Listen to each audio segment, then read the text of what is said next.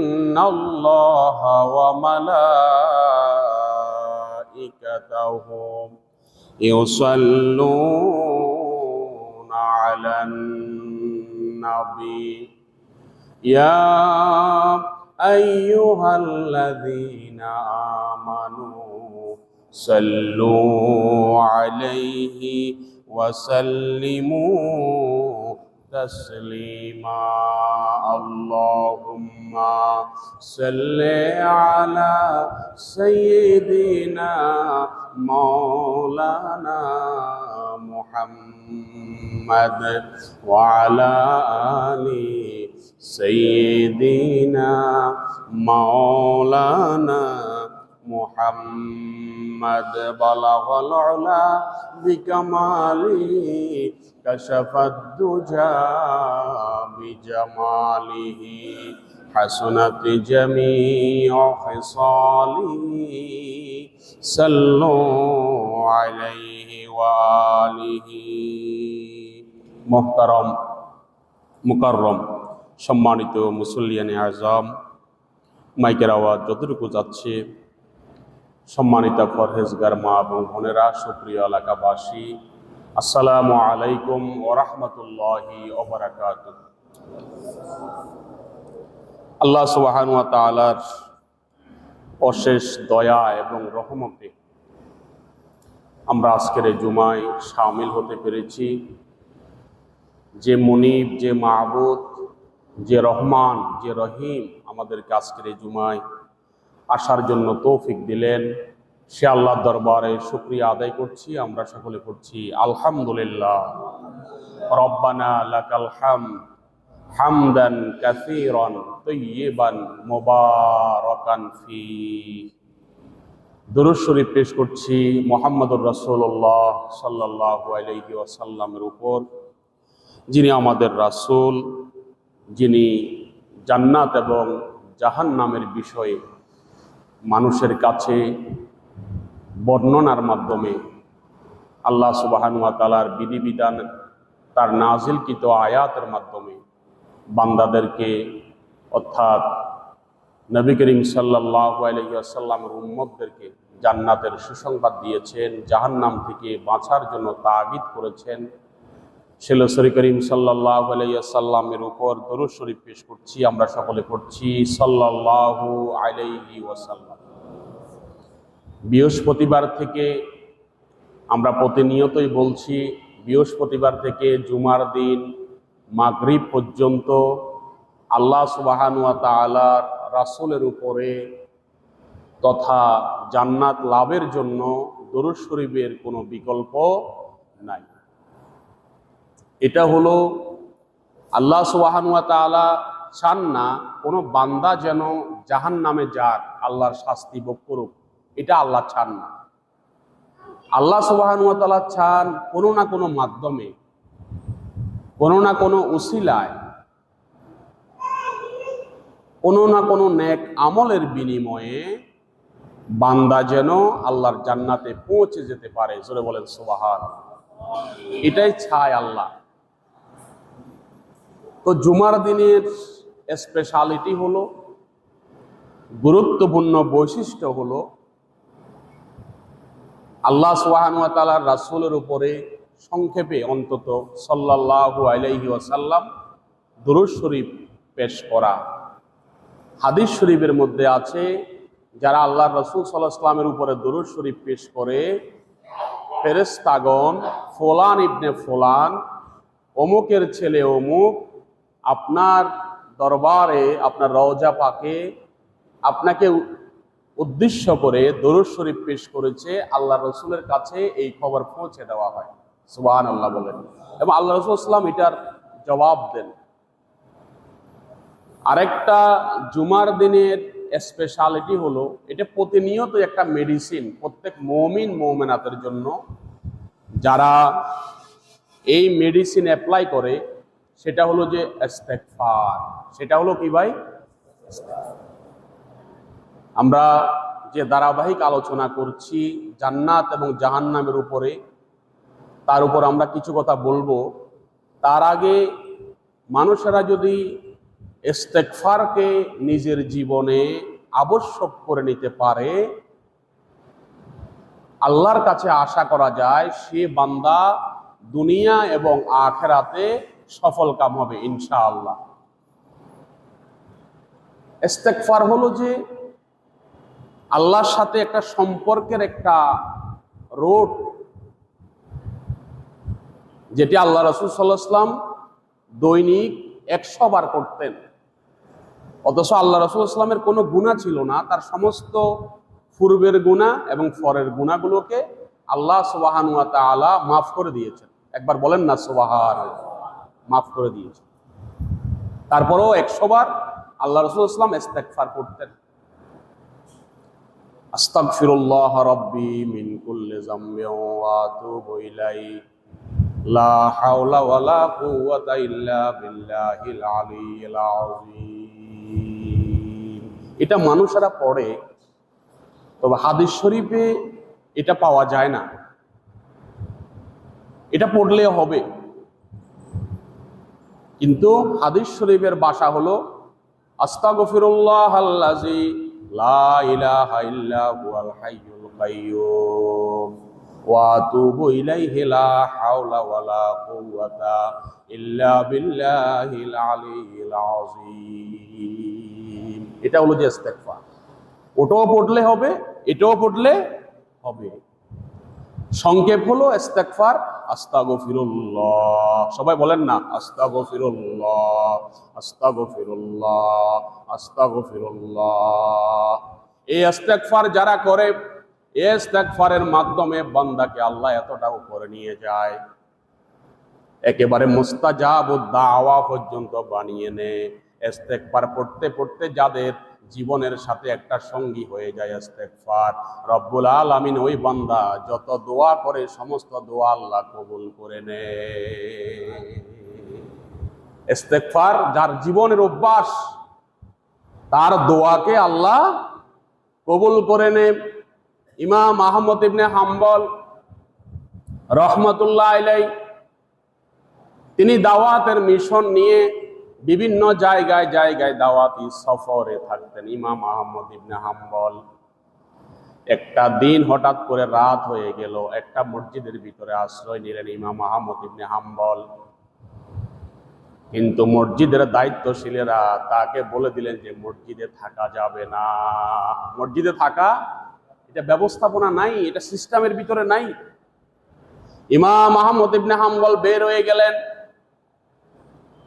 যেতে যেতে যেতে যেতে একটা দোকানের নিকটবর্তী হলেন ইমাম আহমদ ইবনে হাম্বল। একটা বাচ্চাকে, একটা পুরুষকে দেখলেন, তিনি রুটির খামির বানাচ্ছেন। রুটির খামির বানাতে বানাতে তিনি আস্তাগফিরুল্লাহ, আস্তাগফিরুল্লাহ, আস্তাগফিরুল্লাহ, তিনি শুধু ইস্তেগফার করছেন। ইমাম আহমদ ইবনে হাম্বল তার কাছে গেলেন, তার সামনে গিয়ে তার অবস্থা দেখলেন, তিনি কি করেন সেটাও তিনি অনুধাবন করলেন। নিজের শরীরে ওই যুবককে ইমাম আহমদ ইবনে হাম্বল দেখতেছে। জিজ্ঞাসা করলেন, হে যুবক, তুমি ইস্তেগফার এই আমলটা কেন করো? কতদিন যাবত তুমি এই আমলটা করো? ইমাম আহমদ ইবনে হাম্বলকে ওই যুবক বলছে, হুজুর, আমি আমার জীবনে ইস্তেগফারকে আবশ্যক করে নিয়েছি। ইস্তেগফার করতে করতে আল্লাহ সুবহানাহু ওয়া তাআলা আমাকে এতটা আল্লাহ সুবহানাহু ওয়া তাআলা সম্মানিত করেছেন, আল্লাহর প্রিয় বান্দা হিসাবে আল্লাহ গ্রহণ করেছেন, যে দোয়াটা আমি করি না কেন, যত ধরনের দোয়া আমি আল্লাহর কাছে করি, সমস্ত দোয়া আল্লাহ সুবহানাহু ওয়া তাআলা আমার পক্ষ থেকে কবুল করে নেয়। তবে আমার একটা দোয়া এখনো বাকি আছে। যুবক বলছে, হুজুর, আমার একটা দোয়া এখনো বাকি আছে। আমি ইস্তেগফার পড়ি আর আল্লাহর কাছে মনের কামনা বাসনা আল্লাহর কাছে পেশ করি। আমি বারবার আল্লাহকে ইস্তেগফার পড়ার মাধ্যমে আল্লাহকে বলি, ইমাম আহমদ ইবনে হাম্বলকে দেখার আমার বাকি রয়েছে। ও আল্লাহ, ইস্তেগফারের মাধ্যমে ইমাম আহমদ ইবনে হাম্বলকে, এই যুগের শ্রেষ্ঠ আলেমকে আমাকে দেখার সুযোগ করে দাও। সুবহানাল্লাহ। ইমাম আহমদ ইবনে হাম্বল কান্না করে দিলেন আর বললেন, হে যুবক, তুমি ইস্তেগফার পড়তে পড়তে আল্লাহর কাছে এত সম্মানিত হয়ে গেছ, ইমাম আহমদ ইবনে হাম্বলকে দেখার তোমার বাকি রয়েছে। ইমাম আহমদ ইবনে হাম্বল, তোমার দরবারে আল্লাহ আমাকে হাজির করেছে। সুবহানাল্লাহ বলেন। তাহলে ইস্তেগফার হলো যে টেনশনের ওষুধ, ট্রানজিট নয়। ইস্তেগফার হলো মানব জীবনের আল্লাহর পক্ষ থেকে আল্লাহ রাসূল সাল্লাল্লাহু আলাইহি ওয়াসাল্লামের পবিত্র জবানে স্বীকৃত শব্দ হলো মানুষের টেনশনের ওষুধ হলো ইস্তেগফার। জোরে বলেন সুবহানাল্লাহ। এবং এটা হলো রিজিকের মাধ্যম। হাইসুলা ইয়াহতাসিব, বান্দা ইস্তেগফার করলে, আল্লাহর কাছে নিজেকে সঁপে দিলে, আল্লাহর কাছে যদি সম্পর্ক করে ইস্তেগফারের মাধ্যমে, বান্দার এত রিজিকের ব্যবস্থা হবে, বান্দা হাইসুলা ইয়াহতাসিব, বান্দা কল্পনাও করতে পারবে না বান্দার এত রিজিক কোথায় থেকে আসতেছে। সুবহানাল্লাহ বলবেন না? মানে রিজিক বাড়াতে চান, ইস্তেগফার করেন। সুবহানাল্লাহ বলেন। উলামা ইকরাম আরো বলেন, ইস্তেগফার আপনার জীবনের মোড় পরিবর্তন করে দিবে। তবে রিজিক বাড়ানোর জন্য দুইটা কাজ মানুষের জীবনের সাথে আবশ্যক করে দিতে হবে। কয়টা বলেন না? কয়টা? দুইটা কাজ। এক নাম্বার হলো মা বাবার খেদমত করা, মা বাবার সাথে সুন্দর আচরণ করা। সংক্ষেপে যদি বলি আমি, আপনি যদি প্রশ্ন করেন মা বাবারকে সন্তুষ্ট কিভাবে করব, উলামা একরাম বলেন, আল্লাহ সুবহানাহু ওয়া তাআলা কোরআন মজিদের ভিতরে আলোচনাটাও করেছেন। মা বাবা মনে করতে হবে আমার সন্তান আমার পাশে আছে। যেমন পাখিরা বাচ্চাদেরকে ডানা বের করে দিয়ে ডানার ভিতরে যেভাবে বাচ্চাদেরকে গুছিয়ে রাখে, গুটিয়ে রাখে, ওইভাবে বাচ্চারা মনে করে আমার মা আছে, আমাকে ডেকে রেখেছে। মনে করে না ভাই? যে পাখিটা ডাউনফল বলে এটাকে, ডানাগুলোকে এমন ভাবে দুনো পাশ থেকে গুটিয়ে দে, নিচের দিকে নামিয়ে দে, বাচ্চারা ডানার ভিতরে থাকে। আর বাচ্চারা মনে করে এই কথা যে আমার মা আছে, আমার মা আমাদেরকে ডানা দিয়ে এমন ভাবে আবৃত করে রেখেছে, আমাদের কোনো টেনশন নাই। জোরে বলেন সুবহানাল্লাহ। তাহলে মা বাবা সন্তুষ্ট হওয়ার ক্ষেত্রে ওই কাজ করতে হবে। দেখবেন অনেক মা বাবা বলে আপনার এটা হয়েছে, আপনি কি করবেন? বাবা বলে অসুবিধা নাই, আমার সন্তান আছে, আমার সন্তান আমাকে সমাধান করে দিবে। মা ওর অসুস্থ হয়েছে, পাড়া প্রতিবেশীরা জিজ্ঞাসা করে এখন আপনি কি করবেন, কি অবস্থা হবে? মা বলে অসুবিধা নাই, আমার সন্তান চট্টগ্রাম আছে, যদি আমার সন্তানের কাছে খবর পৌঁছিয়ে দিই, আমার সন্তান আমার সমস্ত সমস্যা সমাধান করে দিবে। সুবহানাল্লাহ বলেন।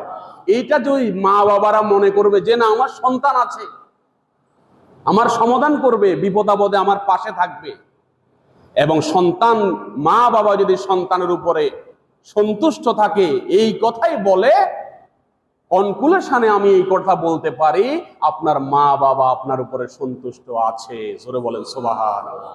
সকল কাজে আমার সন্তান আছে, সকল বিপদে আমার সন্তান আছে, অসুবিধায় আমার সন্তান আছে। এই জন্য সন্তানেরও দায়িত্ব হলো মায়ের কাছে দোয়া চাওয়া, আর যে মা বাবা ইন্তেকাল করেছে তাদের জন্য ইস্তেগফার করা। সেখানেও ইস্তেগফারের কথা এসেছে। মা বাবার জন্য তার জীবনের গুনাহগুলো সন্তান প্রতিনিয়তই আল্লাহর কাছে মাপ চাওয়া। জোরে বলেন সুবহানাল্লাহ। এটা আল্লাহর বিধান। আরেকটা কাজ, রিজিক বাড়ার জন্য আত্মীয় স্বজনের সাথে সম্পর্ক রাখা। আত্মীয় স্বজন মেহমান আসলে তাদেরকে যথাযথ মেহমানদারি করা।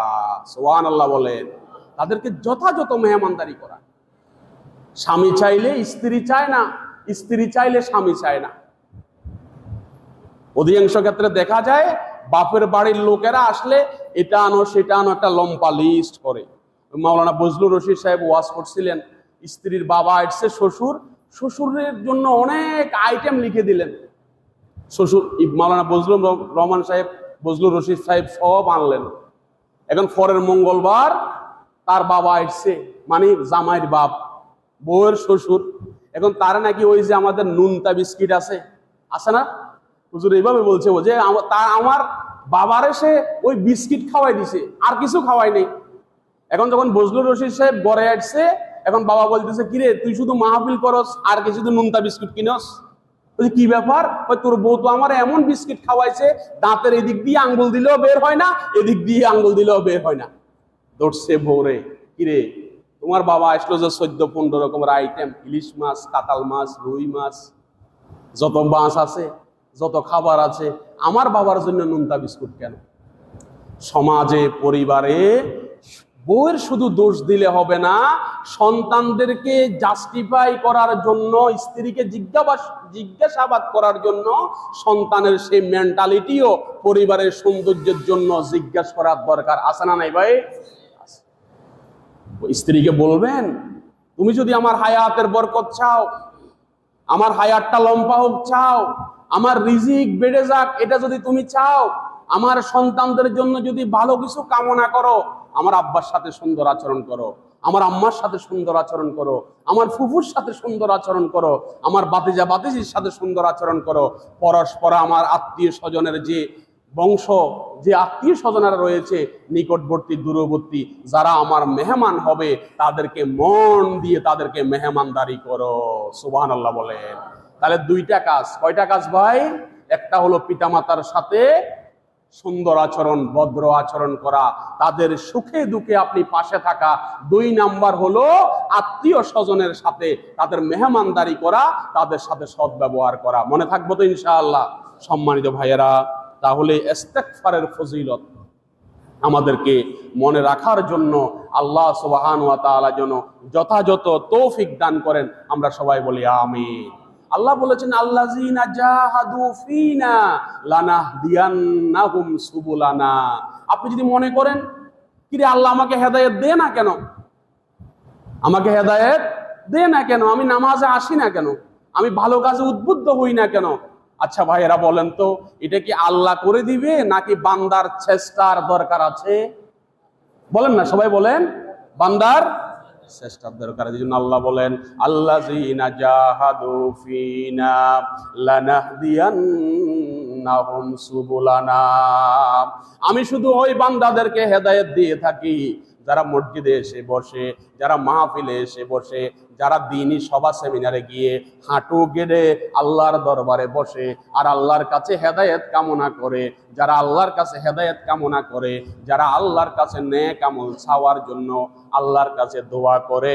রব্বুল আলামিন বলেন, ওই বান্দাকে হেদায়েত দেওয়া, জান্নাত পর্যন্ত পৌঁছে দেওয়া আমি আল্লাহর উপরে ওয়াজিব হয়ে যায়। তাহলে চেষ্টা লাগবে। চেষ্টা যদি করেন আল্লাহ অবশ্যই আপনাকে তৌফিক দিবে ইনশাআল্লাহ। সম্মানিত ভাইয়েরা, আমরা আলোচনা করেছিলাম জান্নাতি মানুষ হবে তারা। গত জুমায় বলেছিলাম তারা জান্নাতি হবে সাধারণত হাসরের ময়দানে প্রথম তার প্রশ্ন হবে কবরের ভিতরে, তোমার রব কে, তোমার দিন কি, এবং যে মানুষটাকে তোমাদের কাছে প্রেরণ করা হয়েছিল আদর্শ হিসাবে, তোমার সে নবীর নাম কি? হাদিস শরীফের ভিতরে আছে, কবরের সাথে একটা সুড়ঙ্গ করে দেওয়া হবে, আল্লাহর নবীর রওজা শরীফ পর্যন্ত একটা সুড়ঙ্গ করে দেওয়া হবে, পথ করে দেওয়া হবে। কবর থেকে বান্দা আল্লাহর রসুলকে দেখতে পাবে। সুবহানাল্লাহ বলেন। যদি সে মুমিন হয় তাহলে সে আল্লাহর রসুলকে চিনতে পারবে এবং সে জবাব দিতে পারবে, ইনি হলেন আমার নবী মুহাম্মাদুর রাসূলুল্লাহ সাল্লাল্লাহু আলাইহি ওয়াসাল্লাম। এরপরে 3টা প্রশ্নের পরে তাকে আরো একটা প্রশ্ন করা হবে যে তুমি এই যে জবাবগুলো পেয়েছো, এই জবাবগুলো তুমি কোথায় পেয়েছো? বান্দা যখন কোরআনওয়ালা হবে, বান্দা যদি আল্লাহওয়ালা হয়, বান্দা যদি জান্নাতি হয়, তাহলে সে অকপটে বলে দিবে, আমি আল্লাহর কোরআন মাজিদের ভিতরে পেয়েছি। জোরে বলেন সুবহানাল্লাহ। আল্লাহর কোরআন আমাকে বলে দিয়েছে। এই জন্য আমাদের উচিত আল্লাহর কাছে দোয়া করা, আল্লাহুম্মা হাসিবনি হিসাবান ইয়াসীরা। আল্লাহ আমার হিসাবটা সহজ করে দাও। সবাই বলেন আমিন। আল্লাহ তুমি যদি হিসাবটা সহজ করে না দাও, যদি আমাকে কিয়ামতের ময়দানে ধরে ফেলো, যদি আমার হিসাবটা কঠিন করে দাও ও পরওয়ারদিগার, কিয়ামতের ময়দানে জান্নাতে যাওয়ার কোনো সুযোগ হবে না। কোনো আমল দিয়ে তো বান্দা জান্নাতে যেতে পারবে না। বান্দা যদি পিপাসা লাগে, যদি বলে যে আমাকে আধা গ্লাস পানি দেন, আল্লাহ যদি বলে যে তোমার জীবনের অর্ধেক হায়াতের ইবাদত, এখন পানি দিব তোমাকে, অর্ধেক ইবাদত দিয়ে দাও, আধা গ্লাস পানি, তাহলে আধা গ্লাস পানির মাধ্যমে তার অর্ধেক জীবনের আমল চলে গেল। এরপরে যদি আবার পিপাসা লাগে, আল্লাহ যদি প্রশ্ন ছুড়ে দে, বান্দা তোমাকে আমি পানি দেব, অর্ধেক গ্লাসের বিনিময়ে তোমার জীবনের অর্ধেক ইবাদত আমি নিয়ে নিয়েছি বিনিময়ে, আর অর্ধেক পানি দেওয়ার বিনিময়ে যদি তোমার বাকি অর্ধেক জীবনের আমল যদি তুমি দিয়ে দিতে হয়, তুমি কি রাজি? বান্দা এত পিপাসার্থ হবে, কিয়ামতের ময়দানে বান্দার বাকি আমলগুলো আল্লাহর কাছে দিয়ে দিতে রাজি হয়ে যাবে। সুবহানাল্লাহ বলেন না? সম্মানিত ভাইয়েরা, এইভাবে যদি আল্লাহ আমল কাউন্ট করে নিয়ে নে, তাহলে আমাদের আমলের খাতা, বলেন না, আমলের খাতা শূন্য। তাহলে আল্লাহর দয়া, জান্নাত পর্যন্ত পৌঁছে যাওয়ার জন্য আল্লাহর রহমত, আল্লাহর মায়ার দরকার আছে না নাই? আছে। কোনোভাবে আল্লাহর জান্নাতে যাওয়া সহজ নয়। কোনো পরিচয় দিয়ে, কোনো মাধ্যম দিয়ে, কোনো উসিলা দিয়ে আল্লাহর জান্নাতে যাওয়া যাবে না। যদি কেউ আমাকে বলে যে চিন্তা নাই, তোমাদেরকে কিয়ামতের মাঠ আমরা পার করে দিব, অথবা তোমরা নিশ্চিন্তে থাকো, অথবা তোমরা কোনো চিন্তিত হইও না যে কিয়ামতের মাঠে আমরা থাকবো, আসলে কিয়ামতের ময়দানে কোনো নবী রাসূলেরও তো আল্লাহর অনুমতি ছাড়া কোনো কথা বলার সুযোগ আছে কিনা আপনারা বলেন? সবাই বলেন আছে। আল্লাহর অনুমতি লাগবে। আল্লাহ সুবহানাহু ওয়া তাআলার রাসূল স্বয়ং কন্যাকেও বলেছেন, ইয়া ফাতেমা বিনতে মুহাম্মদ, হে আমার কন্যা ফাতেমা, যদি আকাশের কিছু চাও আমি বাবা হিসাবে তোমাকে সেটাই এনে দিব, চেষ্টা করব, যেটাই চাও। কিন্তু ফাতেমা তুমি মনে রেখো, আমি মুহাম্মদুর রাসূলুল্লাহ সাল্লাল্লাহু আলাইহি ওয়াসাল্লাম কন্যা হিসাবে তোমাকে ভালোবাসি, কন্যা হিসাবে তোমাকে আমি স্নেহ করি, আমি তোমার পিতা মুহাম্মদুর রাসূলুল্লাহ, এটাও ঠিক আছে, লা উগনি আনকে মিনাল্লাহি শাইয়া। ও আমার ফাতেমা, তোমাকে আমি অনেক ভালোবাসি, তোমাকে আমি অনেক স্নেহ করি, যদি তুমি আশা করো কিয়ামতের ময়দানে আমার বাবা মুহাম্মদুর রাসূলুল্লাহ সাল্লাল্লাহু আলাইহি ওয়াসাল্লাম রিপ্রেজেন্টেটিভ হবে, আল্লাহর পক্ষ থেকে প্রতিনিধিত্ব করবে, এই উসিলায় আমি বেঁচে যাব, যদি তুমি আশা করো, ও ফাতেমা, লা উগনি আনকি মিনাল্লাহি শাইয়া। ও ফাতেমা, তুমি আমার মেয়ে, তুমি আমার কন্যা, ফাতেমা হিসাবে কিয়ামতের ময়দানে তোমাকে আমি আল্লাহর আযাব থেকে বাঁচাতে পারবো না। সুবহানাল্লাহ বলেন। ও ভাইয়েরা, যদি আল্লাহর রাসূল যদি এই কথা বলে, যে this is only man in the human history who is supremely successful in all respect, তাম পৃথিবীর সমস্ত আদর্শের উপরে যিনি আদর্শ, সমস্ত নেতার উপরে যিনি নেতা, তাম পৃথিবীকে সুন্দরভাবে আলোকিত করার জন্য 23টা বছর ধরে ধরে ধারাবাহিকভাবে আল্লাহর পক্ষ থেকে মুহাম্মদুর রাসূলুল্লাহর উপরে যে কোরআন মজিদ নাজিল হয়েছে, সেই কোরআন মজিদ থেকে আল্লাহর রাসূল মানুষকে হেদায়েতের জন্য ডেকেছেন, হেদায়েতের জন্য, জান্নাতের জন্য মুহাম্মদুর রাসূলুল্লাহ মানুষকে সুসংবাদ দিয়েছেন। এরকম একজন নবী, এরকম একজন মহামানব, আমাদের শেষ নবী মুহাম্মদুর রাসূলুল্লাহ, সকলে বলেন সাল্লাল্লাহু আলাইহি ওয়াসাল্লাম, তিনি ছাড়া তামাম পৃথিবীতে এরকম তামাম পৃথিবীর মানবতাকে যিনি লিড করতে পারেন, এরকম কোন মানব পৃথিবীতে আর কোনোদিন আসবে না। তিনিও বলছেন, ও আমার কন্যা, কারণ ওখানে স্বজনপ্রীতি নেই, ওখানে অ্যাডভোকেট নাই, ওখানে লয়ার নাই, ওখানে কোনো ঘুষ চলে না, ওখানে কিন্তু কোনো স্বজনপ্রীতি চলবে না।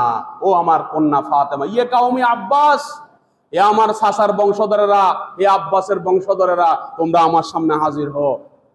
তোমরা সকলে মনে রেখো, লা উগনি আনকা মিনাল্লাহি শাইয়া, কিয়ামতের মাঠে যদি মনে করো চাচা বাতিজার সম্পর্কের কারণে তোমাদেরকে আমি কিয়ামতের মাঠে নেক আমল ছাড়া বাঁচিয়ে দিতে পারবো, এই আশা তোমরা করবে না। কারণ যার আমল দিয়ে, যার বদ আমল দিয়ে, যার যতটুকু আছে ততটুকু দিয়ে কিয়ামতের ময়দানে মিজানের ফাল্লাকে ওজন করা হবে। জোরে বলেন সুবহানাল্লাহ। তাহলে রাসূলুল্লাহ মেয়েকে বললেন যে তোমাকে আমি আল্লাহর আযাব থেকে বাঁচাতে পারবো না, বলেন না, আযাব বাঁচাতে পারবো না। তাহলে দুনিয়ার কোনো মানুষ, দুনিয়ার কোনো ব্যক্তিত্ব আমাদেরকে কিয়ামতের ময়দানে বাঁচাতে পারবে না। তবে ইল্লা মাশা আল্লাহ, আল্লাহ যদি কাউকে অনুমতি দেয়, কোন হাফেজ আল্লাহর রহমত দিয়ে, আল্লাহর অনুমতি প্রাপ্ত হয়ে অবশ্যই পিতামাতাও আল্লাহর আদেশ সাপেক্ষে মা বাবাকে হাফেজে কোরআন আল্লাহর জান্নাতে নিয়ে যেতে পারবে। সবাই বলেন সুবহানাল্লাহ। যারা আল্লাহর কোরআন মজিদকে যারা কি করে নিজের জীবনে যারা মুখস্থকরণ করে, যারা নিজের জীবনের সাথে কোরআন মজিদকে সম্পৃক্ত করেছে, কিয়ামতের ময়দানে ওই সমস্ত সন্তানদের পিতা এবং মাতারা আল্লাহর পক্ষ থেকে তারা সম্মানিত হবে ইনশাআল্লাহ। সম্মানিত ভাইয়েরা, আল্লাহ সুবহানাহু ওয়া তাআলা কোরআন মাজিদের ভিতরে সূরা কাহাফের ভিতরে আল্লাহ সুবহানাহু ওয়া তাআলা বলেন, ইন্নাল্লাযীনা আমানু ওয়া আমিলুস সলিহাতি কানাত লাহুম জান্নাতুল ফিরদাউসি নুজুলা খালিদিনা ফিহা লা ইয়াবগুনা আনহা হাওয়ালা। নিশ্চয় যারা ঈমান এনেছে আল্লাহর উপরে এবং নেক আমল করেছে এবং তাদের মেহমানদের দাঁড়ির জন্য তাদের পুরস্কার স্বরূপ আল্লাহ রব্বুল আলামিন জান্নাতুল ফিরদাউস তাদের জন্য রেখেছে। সুবহানাল্লাহ বলেন। তাহলে কাজ হলো দুইটা, একটা হলো আল্লাহর উপরে ঈমান, আল্লাহর উপরে ঈমান। দুই নাম্বার হলো জান্নাতের কাজ করা। যারা ঈমান এনেছে আল্লাহর উপরে, যারা জান্নাতের কাজ করেছে, যারা নেক আমল করে করে জীবনটাকে আল্লাহর সাথে সম্পৃক্ত করেছে, কিয়ামতের ময়দানে রব্বুল আলামিন বলবে, ও বান্দা, দুনিয়াতে অনেক কষ্ট করেছো, দুনিয়াতে আমি আল্লাহকে পাওয়ার জন্য জীবনের অনেক কিছু বিসর্জন দিয়েছো, নিজের জীবনের সাথে কষ্ট করে লড়াই করে আল্লাহকে পাওয়ার জন্য তামাম জীবনে আল্লাহর প্রদত্ত কোরআন মাজিদ অনুযায়ী যা কিছু করার দরকার আছে সব কিছু করেছো বান্দা। আজকে জান্নাতের ভিতরে পৌঁছে যাও। ফেরেশতাদেরকে বলা হবে জান্নাতের লেবাস তাকে পরিয়ে দাও, পরে দিয়ে তাকে আমার জান্নাতে পৌঁছিয়ে দাও। সুবহানাল্লাহ বলেন। তাহলে জান্নাতে যাওয়ার জন্য সত্য দুইটা, একটা হলো ঈমান আর একটা হলো নেক আমল। আল্লাহ আমাদের সবাইকে তৌফিক দিন। আমরা সবাই বলি আমিন। হাযা মা ইনদি ওয়াল ইলমু ইনদাল্লাহ। আসসালামু আলাইকুম ওয়া রাহমাতুল্লাহি ওয়া বারাকাতুহু।